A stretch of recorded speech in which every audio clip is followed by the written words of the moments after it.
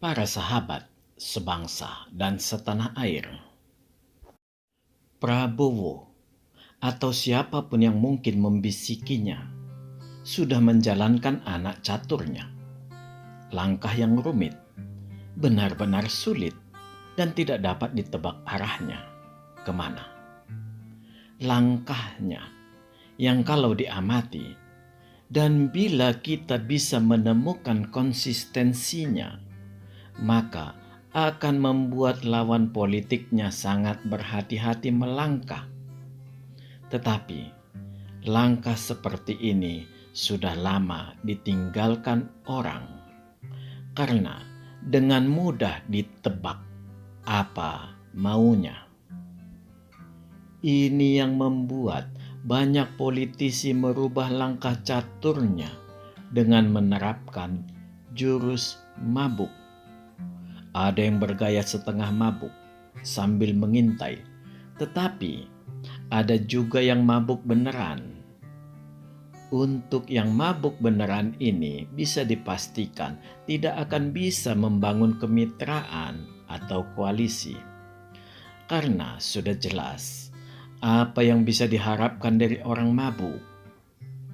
Koalisi yang baik bila dijalankan, maka tidak akan sulit ditebak rakyat langkahnya, dan ini hanya dapat dilakukan oleh koalisi yang memiliki integritas.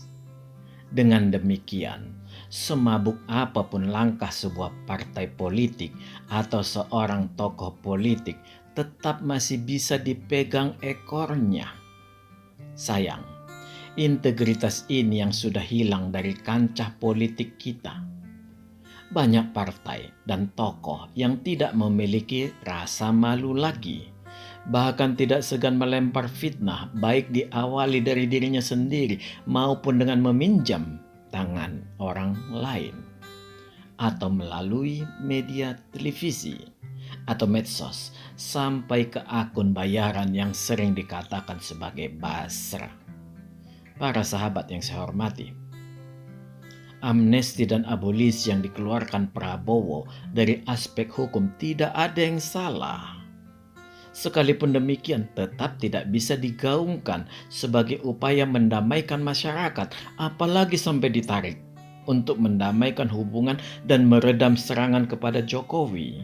Ini sebuah pernyataan yang terlalu ngawur, bahkan cenderung sangat bodoh. Kedua hak prerogatif presiden itu dipahami orang hanya tepat diberikan untuk perkara politik, bukan koruptor. Jadi, sangat jauh bila dikaitkan dengan Jokowi. Sejak awal, saya mengatakan kasus Hasto lebih tepat hanya sebatas problem internal PDIP. Entah siapa yang menyeret-nyeret Jokowi ke dalam. Yang terlihat di media hanyalah kegenitan PDIP melalui Hasto yang terus membombardir Jokowi. Memang aneh partai yang satu ini. Kebencian Mega tampak ditumpahkan melalui kadernya. Demikian juga pada kasus Tom Lembong. Keduanya terjadi pada saat Jokowi menjabat. Bukan berarti harus melibatkan Jokowi. Yang pasti, kedua orang ini adalah pendukung capres Ganjar dan Anies pada 2024 kemarin. Yang jelas, hukum memperlihatkan ada pelanggaran di sana yang diindikasikan ada hukuman yang dijatuhkan. Untuk Hasto, memang sebaiknya dihentikan. Karena bukan tidak mungkin merambat ke yang lain. Karena Hasto bisa jadi tidak ingin sendirian menjadi terhukum. Problemnya, semua koar-koar Hasto apakah bisa selesai sampai di situ? Segala rasa pahit dari konsekuensi ucapan Hasto CS, apakah pantas hanya dinikmati Jokowi dan keluarganya? Sungguh jahat. Sedemikian mudah melempar hinaan fitnah yang tidak akan hilang sepanjang zaman. siapa yang bertanggung jawab akan hal ini? Bahkan, Connie Bakri juga ikut-ikutan melempar hoax dengan dokumen rahasia.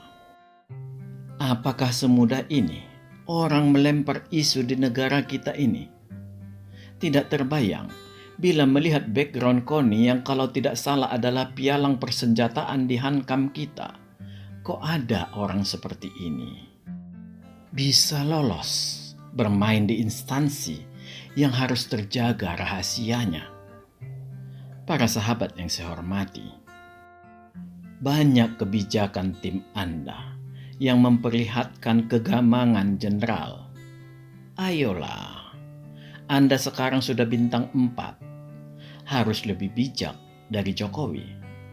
Jangan muncul hal-hal remeh-temeh tentang penutupan rekening. Ada apa? Apakah pemerintah tidak mampu lagi membayar bunga tabungan? Atau ingin menikmati dana segar gratis? Atau ingin memaksa rakyat giat berusaha dan uang tidak mati di bank? Rakyat dalam keadaan sulit bergerak jenderal, hampir mati suri.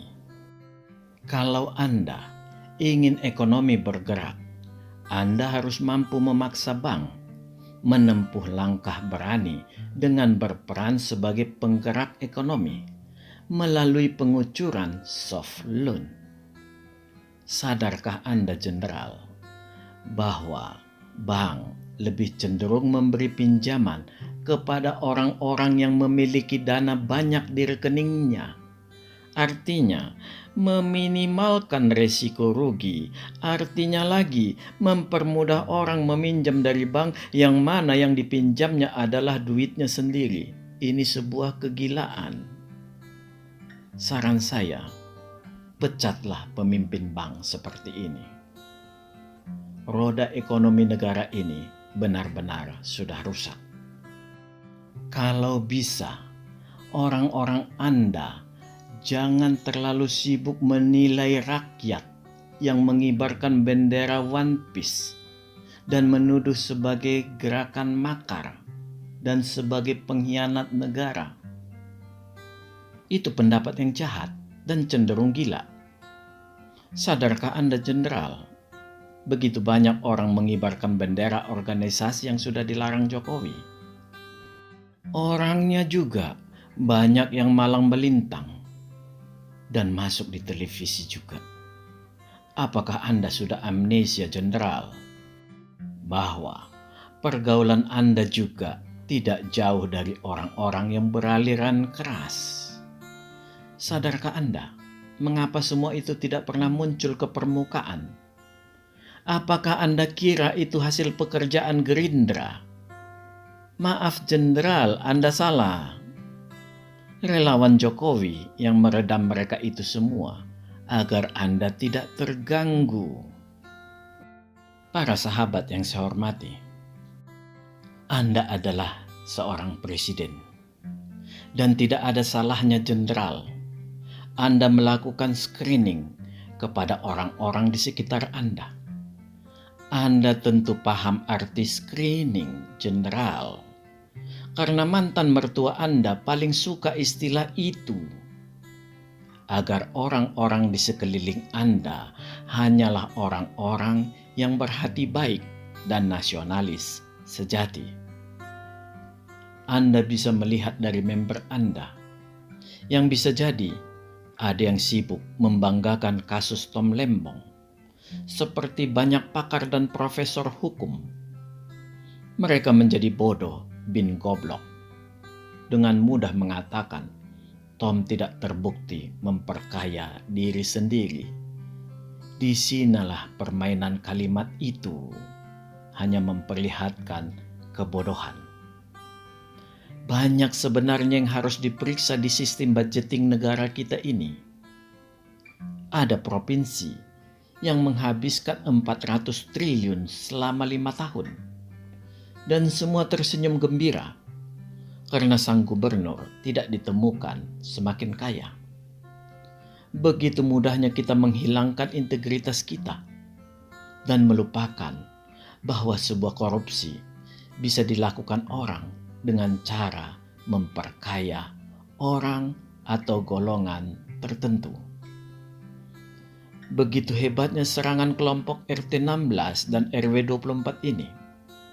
Uniknya, bagaikan orkestra, mereka kompak menuding Jokowi. Lagi-lagi Jokowi.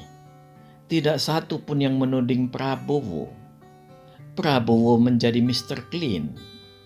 Seluruh ekses negatif pemilu 2024 tertumpah ke Jokowi. Padahal, bila mengikuti di banyak kesempatan, Prabowo lah yang meminta Gibran menjadi wakilnya. Dan Jokowi berkali-kali juga menolak. Sampai suatu saat Jokowi mengizinkan.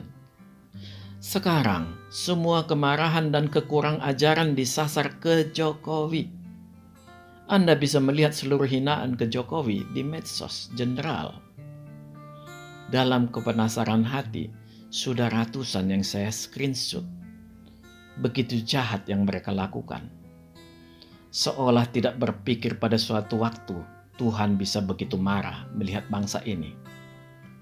Begitu luar biasa hinaan dan fitnaan itu, seiring dengan munculnya peneliti-peneliti abal-abal Roy Panci CS dan para pensiunan militer yang ingin memaksulkan Gibran.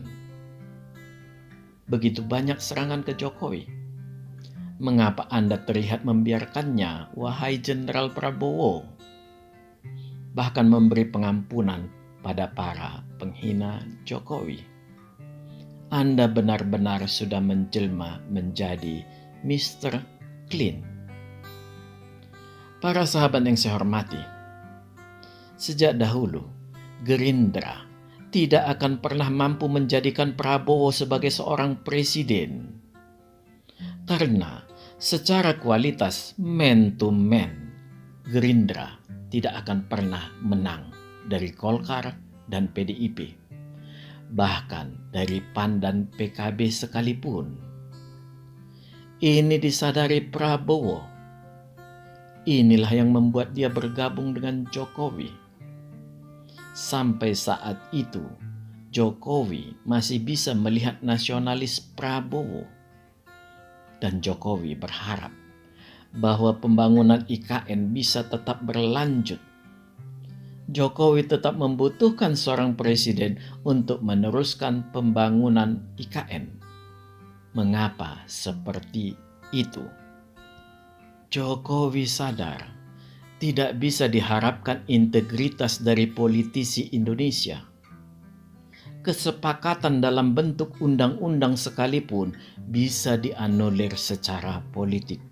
Sungguh sangat mubazir bila tidak dilanjutkan. Visi misi Jokowi ke masa depan ini tidak dipikirkan para politisi abal-abal. Mereka hanya berkutat untuk mempersiapkan kompetisi berikutnya, sementara keringat dari kompetisi sebelumnya belum kering. Hitung-hitungan yang dikedepankan bukan berbasis kinerja.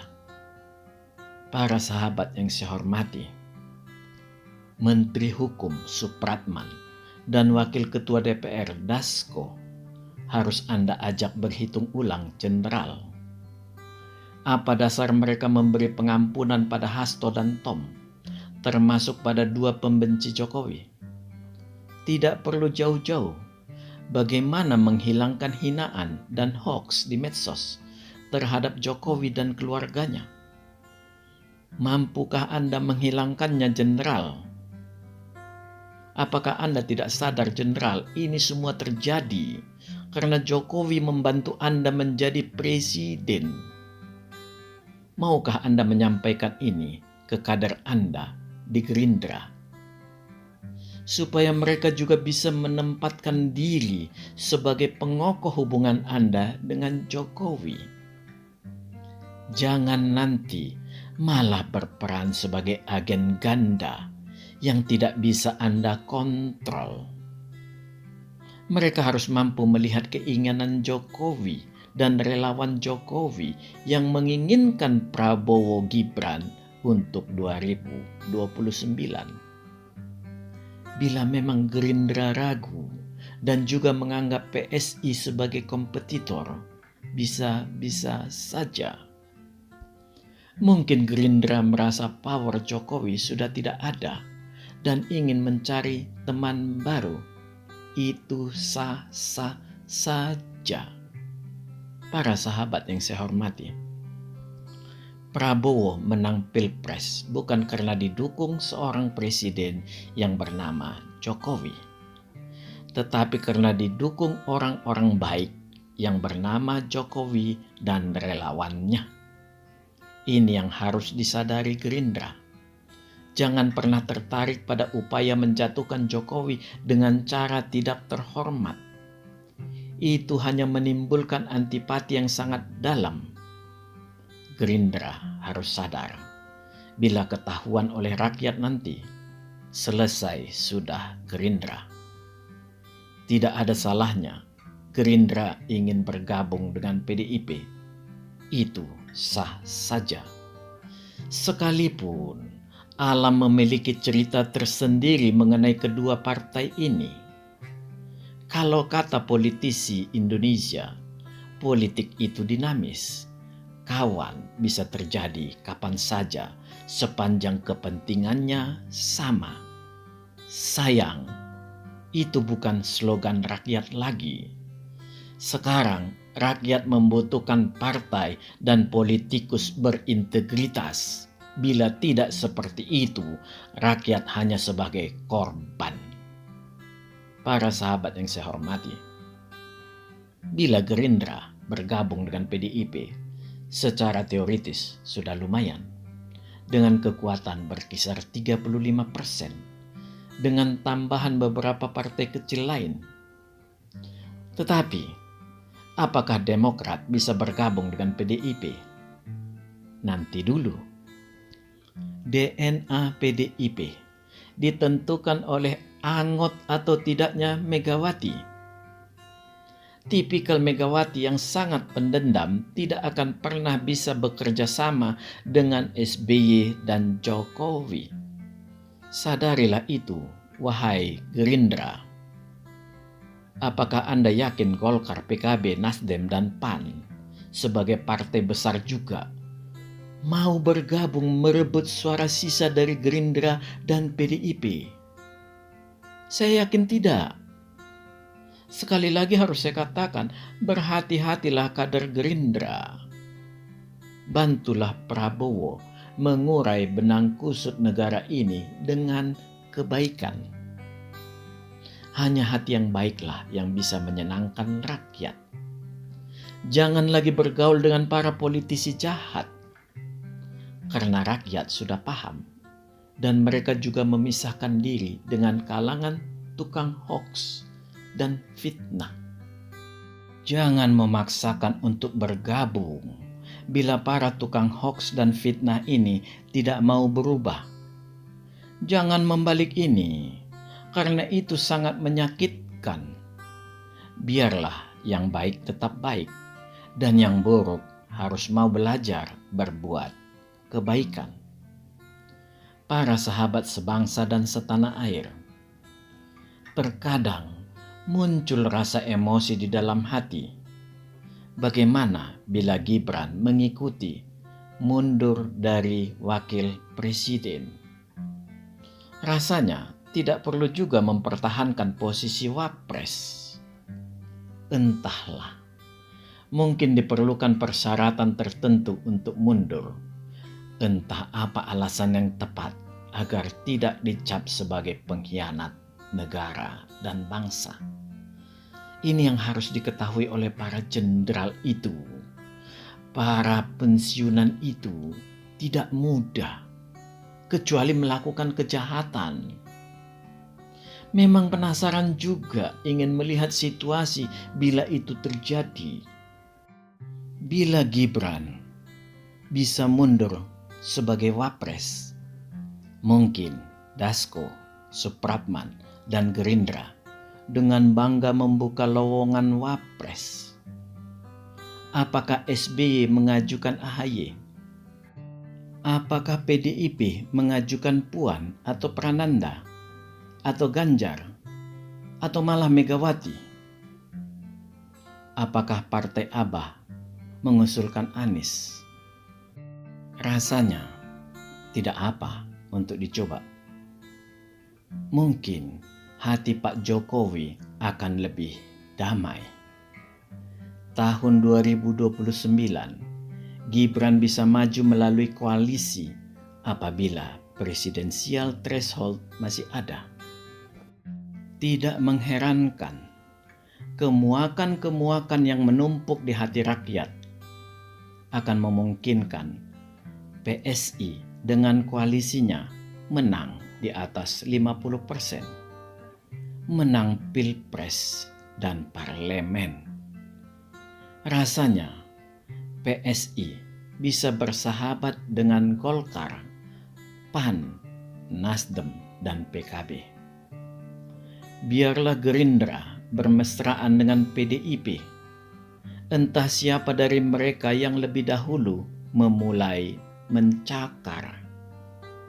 Entah disebabkan berbeda pendapat tentang undang-undang perampasan aset, atau dikarenakan keduanya keliru jalan mengejar koruptor ke Antartika. Periksa kompas Anda, Jenderal. Rasanya terlalu jauh Anda mencarinya. Minta info yang benar dari anak buah Anda. Apakah perlu sampai ke Antartika? Sebenarnya yang paling rugi adalah generasi muda. Entah kapan lagi bisa berkiprah sebagai pemimpin. Jadi, bila Gerindra ingin bergabung dengan PDIP, sebenarnya sangat bagus. Dengan demikian, semua menjadi terang benderang, agar sekaligus keduanya ditenggelamkan. Salam, majulah Indonesia.